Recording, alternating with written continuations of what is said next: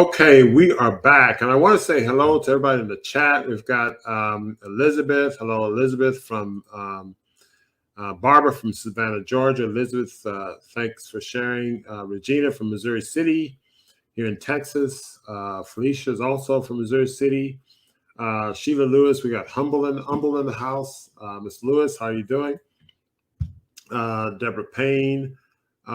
We have Goddess Purple Mom from Missouri City. I think Missouri City is all over the place here. Norma Aldain is from wherever. JW, she's from Boston. Hello. I know JW. Dan Little, how you doing? Regina Coleman. Didn't know about liver dysfunction. Yeah, that's an important. Liver dysfunction is really, really important. And when you think about cholesterol abnormalities, blood sugar abnormalities, buildup in fat tissue, etc., you want to think about the liver. And oftentimes, and I have a great sensitivity to liver dysfunction because I think there's a liver dysfunction undergirds, I think, all of the metabolic disease and undergirds a lot of other diseases. And I'm sensitive to that because my mother died from liver failure and had progressive liver dysfunction. She was a type 2 diabetic, had high blood pressure, coronary disease, and she was on the so-called diabetic diet, plus all the standard medication, like 10 of her medications, or 8 out of the 10 of the medications were metabolized through the liver, plus you had the dead animal flesh food and all that on the so-called diabetic diet. And when she died, there was certain things, I won't go to the details, but she had to have an emergency surgery, and when they looked inside the system, she had liver cirrhosis. So she had progressive fatty liver buildup, and non-alcoholic steatohepatitis, leading to progression of inflammation, which had to have surgery for a brain tumor, which was easy to remove. She was put on medication that further, had to be removed from the liver, and it's kind of the straw that broke the camel's back. And so what we do is we look at liver dysfunction very carefully. So most physicians will just measure liver enzymes. And liver enzymes, in many cases, perhaps most cases, will not be elevated because liver enzymes are elevated when the liver cells are inflamed, they're irritated. So they release enzymes. But the cells can be sick but not irritated. And so when the cells are sick, they're dysfunctional. So we check things like albumin level because, hepatic cells make protein, particularly albumin. We check PT and INR because those are coagulation markers. So there's an indirect way of looking at enzymes that are made for blood clotting. And we look at ammonia level. And so if the ammonia level is high, normal, or a little bit elevated, then that's a sign that there's some liver dysfunction, even though liver enzymes are normal. And I remember one patient shared with me, she saw a GI doctor, and then the GI doctor said, they did an imaging study and it shows some early signs of fatty liver, et cetera. But the GI doctor said, there's no problem with your liver because the enzymes are normal. But no, there's a problem. It's just that enzymes, can be normal and you can have pretty advanced liver disease. And so that's one thing. It's really important to be concerned about liver dysfunction. So how do you stop liver dysfunction? Well, think about the medication you're taking in. You take a lot of acetaminophen. You're taking medication with chemical dyes, preservatives. Read the labels. See all those chemicals. Many of those things have to be broken down by the liver. So I don't know. It's also, what's been your experience with your clients on liver problems of life? Well, I actually recently helped somebody go from really bad fatty liver situation to his enzymes being normal. Mm-hmm. And really it was just, one, I had to make him stop drinking alcohol. That's an obvious one there. Okay. With the particular patient that I'm talking about, I had to observe what their body type was. And I observed that they were a body type that was extremely carb sensitive. So alcohol was a no-no, refined sugars, all that stuff. So we definitely had to control the way his, the amount of sugar in his diet overall, including the alcohol, and then including in the plant-based diet stuff, exercise. It's really just the same stuff as, as almost anything else. But within... Yep. It's been a year, and now the enzymes are normalized, but it took even 3 months. Within 3 months, he had lost like 22 to 25 pounds. Oh, wow. Yeah. That's amazing. I bet a lot of fat came off that liver too. Yeah, a lot for sure. Indigo Fire wants to know where I'm located. I'm from Mars. I'm here visiting the planet Earth for just a few days. Now I'm located in Houston, Texas. I'll put that in the chat. Let's see. I think people can remember that, but I'll just put it in the chat anyway. And so, but thanks for asking. Let's see. Hello, Norma from Ontario, Canada. JW. Oh, JW, Houston, Texas. Wait a minute. I got the wrong JW. Montgomery Heart and Wellness located in Houston, Texas. Okay, yeah. So JW is answering the other question.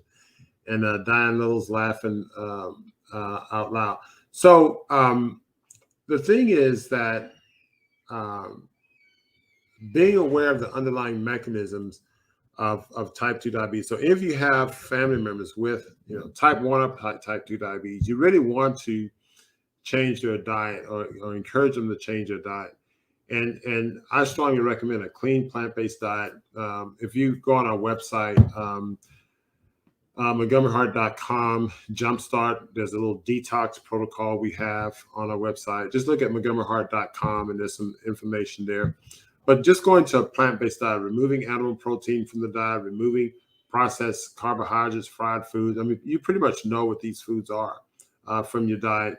You do that for a short period of time, you'll notice that your insulin requirements will go down, your diabetic pills will go down. Now, make sure you let your doctors know, because these changes can have very drastic change in the blood sugar. And if you're taking a large amount of insulin, you're going to have to come off the insulin, reduce the insulin. So make sure you work with your doctor on making these changes. But making these changes can be very, very helpful in terms of improving your overall well-being. A lot of what you're sharing about doctors misunderstanding labs is a big reason. I've always kept track of my own lab results. It's scary to think about conditions that may be missed. And again, and I'm not trying to be critical. I think, there's a lot, medicine is really difficult these days. I mean, I'm right in the thick of it. And, I have, mid-levels and cardiac nurse that sort of help me keep track of things, because, we're just inundated with just lots of things related to medicine. And it's really a bureaucratic business process. It's less about healing patients and more about, crazy stuff, third-party payers and the like.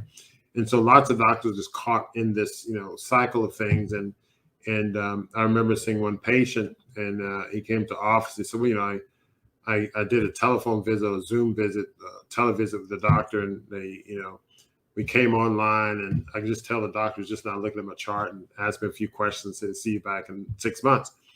And it's not a criticism, it's just the system that we're in. And what we've done at Montgomery Heart and Wellness, we created a condition where we have time to sit, with the patients and all. And some people complain about the weight and whatnot, and the complexities on each side. But we try to focus on, underlying mechanisms and talking to patients. And I know Esosa does a similar thing with her clients, but she's not caught in this vicious cycle that the rest of us are in.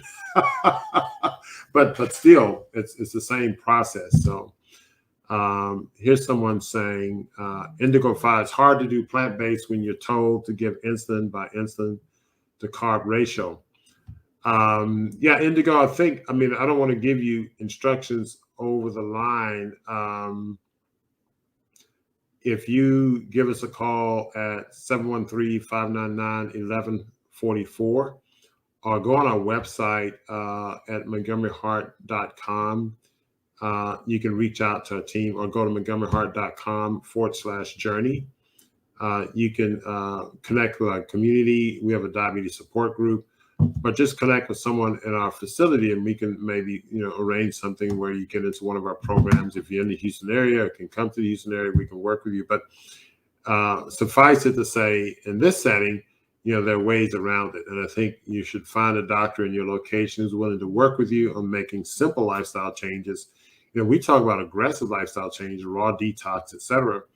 But there are a lot of people make just simple, exercising more, reducing processed foods, et cetera. You can make some simple lifestyle changes and reduce your requirement for insulin. But if you're type 2 diabetic, I really push that you try to minimize not only insulin, but other drugs, because the fewer medication you're taking, the better off you are. And I say that, I'm not practicing medicine on YouTube, but I'm just saying that in general, you want to be on fewer medications as you can. Now,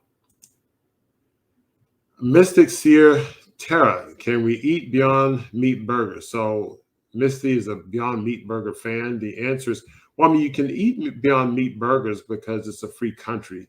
I don't recommend it, however, but I think it's not good for you. And I think I like that question, Mystic, because your question brings about an important point. Because a lot of people talk about vegan this and vegan that and vegan what. I can put you on a vegan diet and make you, more unhealthy than somebody's eating, oxtails and ribs every day, because you can have the wrong food. Bad food, by definition, is bad, and so the key is to avoid bad food of any type. So that's why I try to avoid the labels, that we talk about. I think plant foods are superior on the origin of a diet. That people that do well on diets that have healthy plant foods and they have minimal toxic foods and they get away with it or whatever the case is. So there's a whole spectrum of things. We use a plant-based diet for people who come in with severe diseases. And when we put them on a plant-based diet, we certainly don't just say vegan, but we define exactly what it is. But I don't like Beyond Meat burger. What do you think about Beyond Meat burgers, Esosa? Well, there's the Beyond Meat and then there's the Impossible burgers. And I just generally put that in a category of highly processed food in general. I find that if I'm trying to work with someone to heal something, I want to reduce their toxic load overall, just how we were talking about with weight loss. So I find that a lot of my patients who like to eat those things, it causes sometimes gastrointestinal problems and other issues like they're realizing they're having bloating or they're having weird stuff after they eat. Some don't even notice, actually. They just keep eating it. And then they're like, hey, I started to notice I have more gas or I have this. And then I'm like, wait, what are you eating? And it comes back to some of this over highly processed stuff. So I generally am trying to encourage them with stuff. Yeah, I think... yeah, we're there. No, it's excellent. No, we got the whole point. Again, I agree with you. The toxins in the food is really critical. The toxins are, and it's not, and that's why I'm careful with the labels because a lot of people go, I've been eating vegan for X number of years and SOS whatever, but you have a lot of preservatives and you're getting stuff out of cans and so on and so forth. So, right at the end of the day, that was made in a lab. Like they literally had to make it. Like these fake meats are made in the lab, and they're trying to make it for people, meat eaters, and they're trying to simulate meat. But the things they have to do to simulate meat are very unnatural. So you have to think about it like, if I eat this, is my body gonna be like, WTF? Like, what is this? Like, what is this thing? Or is my body gonna be like, this is a potato, or this is, So if I know my body's gonna say WTF, I don't eat it. What does WTF stand for anyway? A bad word. I'm just teasing. Yeah. Would you advise to eat meat substitutes without the carbs? No, I mean, I think Mystic mentioned without the bread. The bread is bad and the meat substitute is probably worse. So if somebody hands you a Beyond Burger sandwich, I would take off the buns. I would take off the tomatoes and whatever else is on it because it's been contaminated by the Beyond Meat burger. Then I'd take off the Beyond Meat. Then I'd wipe the plate off and throw it away. And so it's all contaminated. Beyond Burger, any thoughts? Stay away from it is my thought. A number of people are in our community. Let me just give a word about our community. The Montgomery Heart and Wellness Optimal Health Journey community. You can go to montgomeryheart.com/journey. I invite you to join the community. We actually have discussions like this where we go more in depth. We have guest speakers come and talk, give grand rounds. I have a Stump the Chump session once a month where you can ask me any question you want. And so we discuss a lot and give you a lot of content. the recipes and the special videos.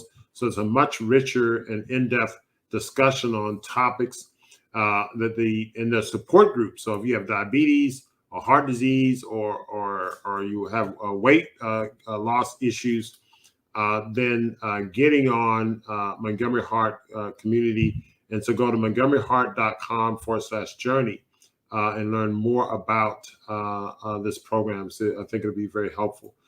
Indigo Fire said, I think she's a type 1. Are beans okay to eat? Beans are okay to eat, I think, in certain circumstances. It depends on how you prepare the beans, where you get them from, they're soaked or not. But generally, beans are thought to be very good. I eat a lot of sprouted beans. There are places you get nice sprouted beans. You can make sprouted bean salads. They're delicious. So I like sprouted beans. I don't know. What are your thoughts on beans? Beans are great. Not everyone can, if someone is having digestive issues, sometimes they can't consume beans or they can't consume some of those highly fermentable foods. So we have to remove them for a while and see if we can get their gut back together and then bring that back if possible. But beans are great. I definitely agree that they should be soaked and they should be cooked in a certain way if you're going to cook them, so that you don't have as much issues with them when you eat them. Okay. So that next question, there was this one. That's a really good question. That's one thing I wanted to say was, from my perspective, because I deal with a lot of hormonal imbalance, even though my patients don't necessarily have diabetes, a lot of people with hormonal imbalance are insulin resistant. Women with PCOS are insulin resistant. And then when I'm dealing with estrogen dominance, I have to also consider insulin issues, because when there's higher levels of insulin, sex hormone binding globulin lowers, that protein that kind of grabs the excess androgens and estrogen. And so if I don't control the way people are taking in sugar, refined sugar, all that stuff, it actually increases their estrogen dominance or increases their androgen dominance, and then furthers their hormonal imbalance problems. So in this particular case, she's talking about stubborn belly fat and hormonal imbalance. One, she would need to figure out what kind of hormonal imbalance she has. Like, it's like, okay, are you estrogen dominant? Are you androgen dominant? Whatever. But the excess of belly fat a lot of times is also just adrenal related issues related to the liver and the adrenals. So that means usually people who are dealing with adrenal related issues need to actually do more relaxing exercise, not aggressive exercise, because they're in that fight or flight too much. They need to sometimes use adaptogens or other things to help them calm down during the day so that the stress doesn't process right into their system. And they also need to control their blood sugar levels by eating in a way, like almost eating in a way like as if you had diabetes, like just eating lower glycemic foods and things like that. Because if they're eating excessive alcohol or refined sugar, that's going to aggravate that. So those are the things that start to kind of work their way, that tire around the middle that people have. It's like, they actually using walking is really good, or yoga or other things like that, and then controlling how you're eating, and then dealing with whatever hormone. You have to figure out which hormonal imbalance you have. Is ashwagandha an adaptogen that you like? You mentioned adaptogen for adrenal. Do you like to use ashwagandha as one? So I've started to figure out which adaptogens are better for which clients based on, usually I use their dosha to figure out what might be better for them. I like rhodiola, I like ashwagandha. There's many of them. Holy basil. The Gaia Herbs has a really nice general adrenal fatigue one, and it kind of has a mixture of a few, but it depends really on that person. That's why I always tell people to consult with someone, especially if they're considering taking herbs. Don't just go run out and get ashwagandha, because sometimes I have clients that are taking stuff and it's doing nothing for them, and that's just because they picked the wrong herb for them, not because the herb is bad. So you just got to know what works for you. I really like rhodiola for myself, and I have certain clients that work with rhodiola, and it works really well with kind of reducing your stress and keeping your mind really sharp. But again, different types of people work better with different types of herbs. One herb isn't one size fits all. Gotcha. Makes sense. Makes perfect sense. Now, and also she mentioned eating clean. It depends on what you mean by eating clean, and fasting also can contribute to some of these stubborn weight loss issues. Toxins in the food. what's the best way to minimize toxins? I mean, I recommend people consume natural plant foods as close as their natural state as possible. So first of all, you want to try to get sustainably grown or organically grown plant foods in your community. Then when you bring them to your house, you want to consume them without, excess heating or, microwaving or et cetera, et cetera. Consume them as close to natural as possible. And the other thing is fasting, reduce your feeding state. So if you're just drinking water, maybe a distilled water or a well alkalinized water, and you're feasting only maybe 5 hours or 4 hours or 6 hours in a day, you have a longer fasting period so you can remove toxins from your system. We also use infrared sauna for our patients to help remove toxins through that mechanism. So there are a lot of ways to minimize toxins by not putting in processed foods or chemical foods or animal protein, and just consuming all natural plant foods. That's the approach we use. Okay. Bloating for me started when I stopped meat. Maybe it's the transition of legumes, tofu, etc. I've always had greens with meat. Maybe I'm eating too much fiber too soon. I mean, your body goes through a transition. So when you start, the bloating starts when you stop eating meat. Well, you have those abnormal, microbes in there, and then you start eating other foods, the legumes. I think Sosa mentioned soaking ahead of time. I've eaten a lot of raw plant foods. Also, food combination. Your food combining is an important issue. But transitioning to a plant-based diet can cause bloating because your gut flora is all jacked up, if you will. And so, your body's going to go through a transition. But some things I would consider doing is be careful with your food combining. You don't want to eat like fruits along with heavy meals that are slow transit. So most fruits are rapidly transit foods. So you eat those earlier. You may want to go with mono meals or posse meals. So, maybe one food at a time or maybe 1 or 2 foods at a time. So simple things like that I found to be helpful with the bloating. Any other thoughts, Esosa, on the bloating? Well, when someone says bloating stop when they stop eating meat, I go, maybe your stomach acid might be low or there's something else going on there where you weren't breaking stuff down right. So sometimes digestive enzymes and stuff can help people, especially if they're having issues. Like if you're seeing undigested, food in your stool or anything like that, you should definitely look into that and figure out, does my body have all the building blocks to break my food down properly? But Yeah. when I talk about bloating, there's so many issues that can come up. There's like, does this person have a candida problem? Do they have a parasite problem? Do they have low stomach acid? There's so many things that can come up just from the instance of bloating. And then, like you said, food combining is a big one too. A lot of people are just mixing all different types of foods together and expecting their body to be able to process it properly, and it can't. And so it causes discomfort and all that stuff. And a lot of women with hormonal issues, fibroids and stuff like this, have excessive bloating and gut issues. And so that actually comes from hormonal issues. And when we start to deal with the hormonal issues, their bloating goes away. So you got to look at where you are on the whole, issue with bloating. Perfection. Yeah. No, that's a good point. Harold King, good info on diabetes. Will be 10 nutrition boot camps have an impact on heart failure. Okay, an occasional irregular rapid heartbeat, skip beats, normal, regular beat, So in fraction response, I think it's talking about ejection fraction. So from the heart standpoint, if you're looking at heart rhythm problems and the like, I think in my talk on inflammation of the heart, I touched upon some of the mechanisms of inflammation and increased oxidative stress. And what happens is that they've looked at that and they see how at the cellular level, increased oxidative stress and inflammation both causes an influx in calcium in the cells, and also impairs sarcoplasmic reticulum function, which sort of modulates calcium function inside the cells. So that can lead to cardiac arrhythmias such as atrial fibrillation and cardiac and ventricular arrhythmias. It can also lead to weakening of the heart, which can decrease the ejection fraction. Skip beats are all rhythm related.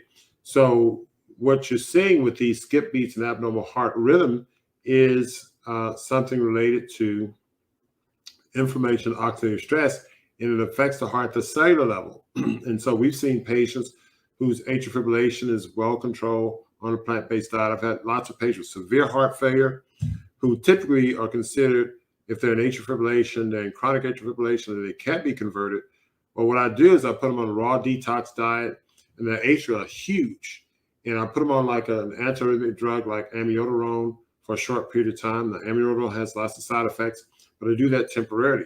So then even though they're still in AFib on the detox diet, I'll then take them and I'll shock their hearts. I'll cardiovert them, get them out of atrial fib and sinus rhythm.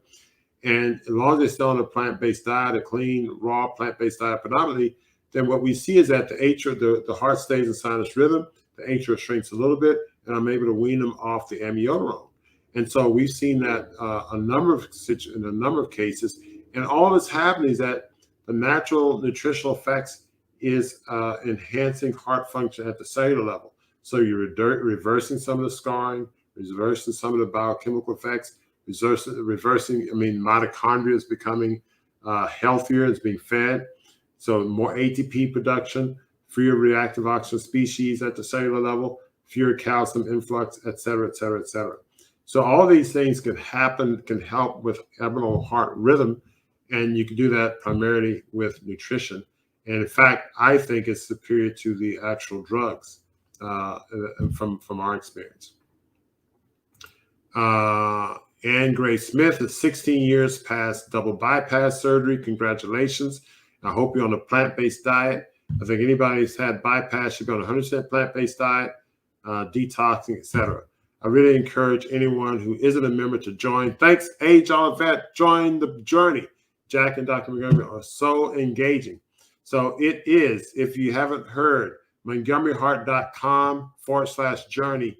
Join the journey for as little as a cup of coffee a month. You can become an insider, but I recommend you invest 3 cups of coffee a month and become an inner circle member, and you get all the great information and much more detailed information. Like we try to help you become your own expert, health expert. So join the journey, join the community.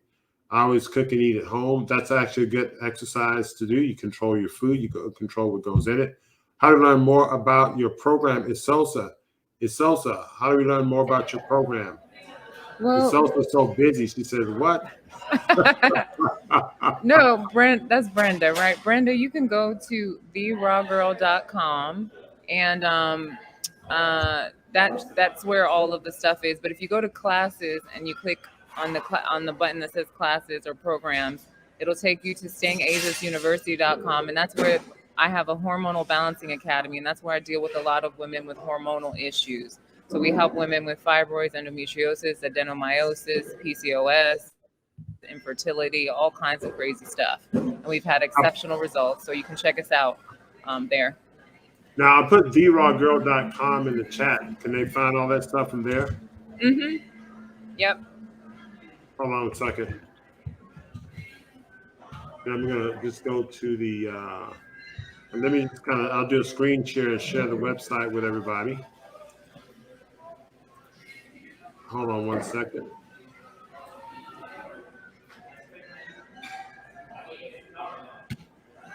Here's the website, therawgirl.com. I put that in the screen. I also will make a little sticker and put it on the screen as well so you guys can find it. So that's therawgirl.com, and you can find it. So it's there. So let's see, we get a few more questions before we sign off. Let's see, laugh out loud. What are some foods? Oops. What are some foods that you personally consume daily? I eat a big salad with locally grown greens. I'll have, sometimes shredded carrots and things in it. Today we call the Montgomery salad, had, greens and olives. I consume a lot of sprouts or microgreens in my salad. And I also consume a good number of other foods, seeds. I'll do chia seeds and some foods, hemp seed. We do a lot of pumpkin seeds in the foods I consume. Maybe it may be like in a dressing or something like that. And then I try to do bitter herbs. I've kind of slacked off on my bitter herbs lately. I'm going to get back on the bitter herbs. I need to do more bitter herbs, but I've done bits. Sometimes they'll do neem leaf or neem bark. Those things are extremely bitter. But that's what I do. It's also, how about you? Well, how I eat depends on where I am these days. That's fine. You're a jet setter. So because I'm living between the United States and Africa, like when I'm in the States, and also like it's been wonderful to be here in Houston and the weather is glorious. So whenever the weather is glorious, I can eat raw and I feel really good on raw. If I'm cold, I don't do as well. My body doesn't do as well eating 100% raw, but I do eat a lot of raw food. So since we've been here in Houston, I've been eating a lot of your food, Dr. Montgomery, at the Garden Kitchen. And thanks for the shout out at the GK. And that's been glorious. I've been feeling amazing. But when I'm in Africa, what I have to do is I have to try to balance the potential parasitic infections, bacterial infections, and all the other challenges. But I still have, so we tend to cook our vegetables, but we get them fresh. We get them from the market. We also have a garden. I eat a lot of fresh coconut while I'm there too, so that I can get something that's raw. I eat a lot of fresh fruit because the fruit in Africa is incredible. It tastes way better. There's no point in eating a mango in America, child. Please take your butt to Africa. Get you some mango, some pineapple, coconut. It tastes completely different. So I eat a lot of fruit. And then we actually bring a lot of our vegan, convenience food over to Africa because there's no Whole Foods, child. You just go to the market and that's it. So we bring certain things like, bean flour pasta or whatever it is that, things that are convenient that we can't get here, we bring them there. But I'm always improvising. I tend to cook more there. And then when I'm here in the States, I'm trying to be raw. So. Wow. So that your environment dictates it, but you still can stay on a healthy diet. You just have to maybe manipulate it a little bit from one environment to the other. You have to manipulate it a little bit, and then I have to be really careful with, and we still eat salad and stuff too. It's just you really have to wash your vegetables. So it's a whole process of soaking in vinegar and washing because I wish I had a picture to show y'all, but it's like if I go get a potato from the market, the potato just came out the ground. It didn't just it's not the same as getting a potato in the grocery store. So we got to get all the debris off of it, wash it properly that's a whole job in itself before you even start, before you start cooking or But there you're dealing with a richer, healthier soil. So that potato out of the ground, here we got toxins in our soil. So, well, so the soil is healthier, Dr. Montgomery, but then you got to deal with the problem is sanitation, right? So you can get sick from, there's a lot of people getting, various bacterial infections and different things because of the sanitation issues, because there's too much like sewage around, there's too much. So that's where you got to be careful, and that's where you have to be extra cautious about cleaning your stuff. Gotcha. Let's see here. So we're talking about calcium oxalate. Stop eating animal protein, number one. Some greens can really cause calcium oxalates. It's best to detox first before switching to a plant-based diet, get toxins out of will. We've detoxed thousands of patients, and most people tolerate getting on a plant-based diet as a detox. We can make minor adjustments, but our experience has been most people tolerate it very well. A lot of people that have trouble early on are people with immune, autoimmune mediated inflammatory diseases that affects the gut bowel. So inflammatory bowel disease or different types of inflammatory conditions of the bowel. And in those situations, we'll put them like on smoothies or cold pressed juices where there's less digestive effort for the body. And then as their GI tract heal, then we can add more plant foods. And so that's been our experience with patients. But for the most part, the GI problem is if you have a disease, inflamed GI system, those people have the most difficult time because it's, you have to deal with that head on. I'm on a carnivorous diet, was able to reverse my type 2 diabetes. I was wondering if I'm having oxalate dumping, detoxing from a year of high oxalate. It's possible.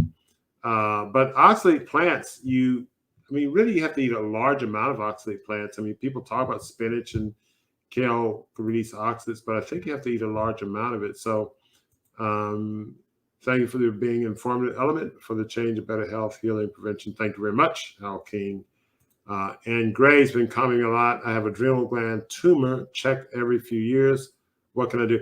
These adrenal gland tumors, I've treated a number of patients with it. And what I'll say is this: that a lot of people have adrenal gland dysfunction, quote unquote, whether or not we find a tumor. And so I've had patients with one patient comes to mind, she has severe hypertension, blood pressure, 240 over 140, heart rate in the 100s. We had her in the hospital. She was on 10 different medications. We did every test known to man. We did, we checked for pheochromocytoma, renal stenosis. We did imaging of the adrenals and all of that stuff, looking for pheochromocytoma and adrenal tumor. And what we did is we did something special. We measured the adrenal output. So I got my interventional radiologist put a catheter in her adrenal veins, and we measured the amount of adrenaline put out by one adrenal versus the other. And one adrenaline is put out like 150 times the amount of adrenaline than the other. And both looked normal on MRI, et cetera.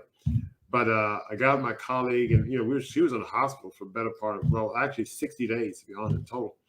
And we said, let's take out that adrenal. So I got with my urologist colleague, and so we went endoscopy, took it out. Her blood pressure plummeted after.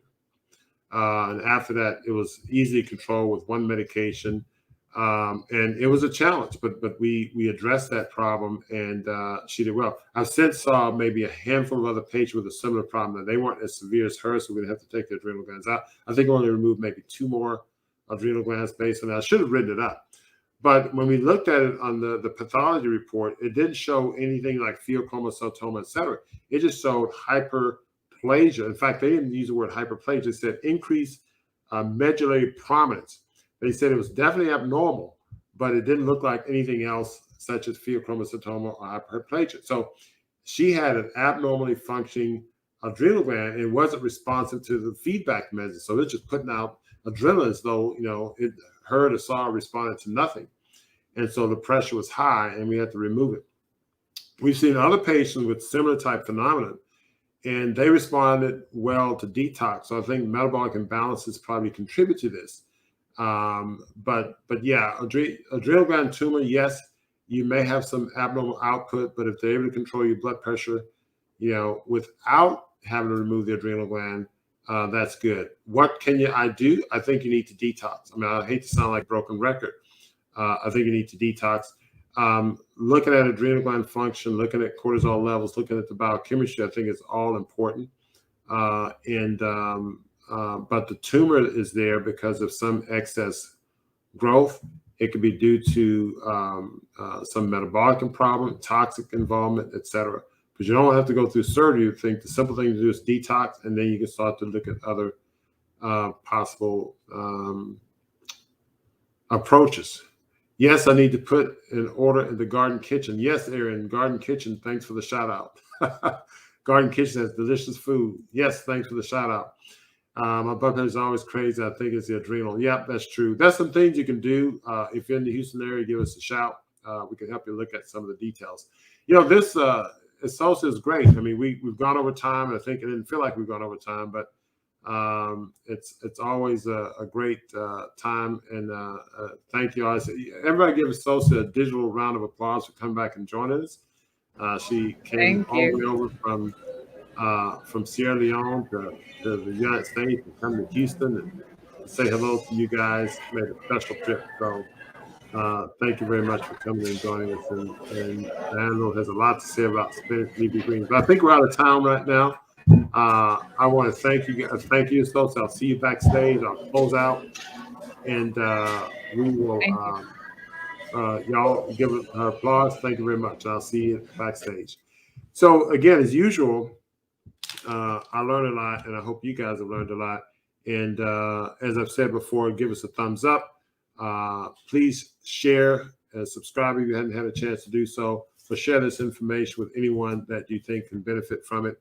What we try to do is give you an understanding for the underlying mechanisms of disease, underlying mechanisms of health. So if you understand something, you really understand it, then you own it.